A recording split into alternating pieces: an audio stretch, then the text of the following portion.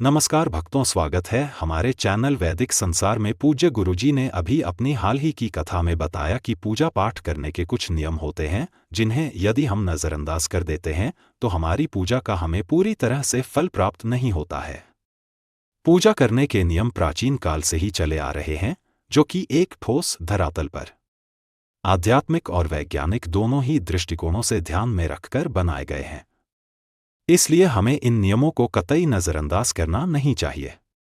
ऐसा ही एक महत्वपूर्ण नियम है घंटानाद, यानी कि पूजा करते समय हम जो घंटी बजाते हैं उसे बजाने के भी शास्त्रों में कुछ नियम निर्धारित किए गए हैं। दोस्तों, शास्त्रों में देवताओं के सामने घंटी बजाने का बहुत अधिक महत्व बताया गया है, जिसे हम इस श्लोक के द्वारा समझ सकते हैं। आगमनार्थम तु देवानाम गमनार्थम तु राक्षसा कुरु घंटे वरम नादम देवता स्थान हनिधौ। इसका अर्थ है कि घंटी बजाने से देवताओं का आगमन और राक्षसों का गमन होता है, और जो घंटी या घंटा राक्षसों से हमारी रक्षा करती है उसे हमारा नमन है।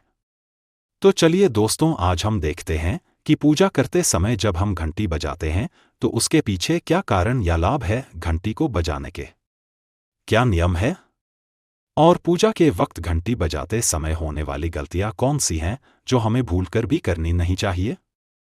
दोस्तों, क्या आपने कभी अपने घर के मंदिर में रखी हुई घंटी को ध्यान से देखा है? अधिकांश लोग इसका उत्तर नाम ही देंगे, परंतु ध्यान से देखिए तो आपको इस घंटी के ऊपरी हिस्से पर, यानी जहां से हम इसे पकड़ते हैं, उस पर गरुड़ बना हुआ दिखाई देता है। अतः घर पर हम जो घंटी इस्तेमाल करते हैं उसे गरुड़ घंटी कहा जाता है। दोस्तों, पूजा करते समय गरुड़ घंटी का उपयोग देवताओं को आमंत्रित करने अर्थात देवताओं का आवाहन करने के लिए किया जाता है, जिससे एक सुंदर ध्वनि से देवताओं का स्वागत करने का आभास होता है। जब हम विधि विधान से पूजा करते हैं तो उसमें घंटी का उपयोग अवश्य रूप से करते हैं। पूजा संपन्न होने पर आरती करते समय तो विशेष रूप से घंटा नाद होना चाहिए, नहीं तो हमारी आरती अधूरी मानी जाती है।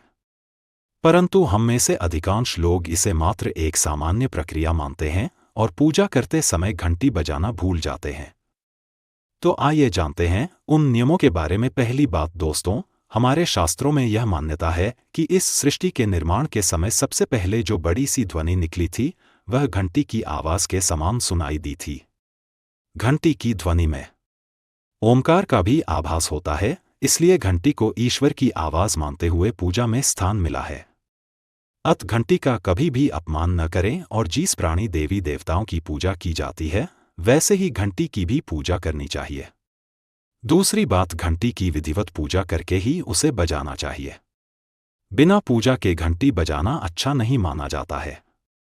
तीसरी बात, आपने अक्सर ये महसूस किया होगा कि पूजा करते समय जैसे ही घंटी बजाई जाती है तो पूरे घर के साथ साथ संपूर्ण वातावरण भी शुद्ध और पवित्र सा हो जाता है और चारों ओर सकारात्मकता फैल जाती है। लेकिन यदि हम नियमों को नज़रअंदाज कर देते हैं तो यही सकारात्मकता नकारात्मकता में बदल जाती है।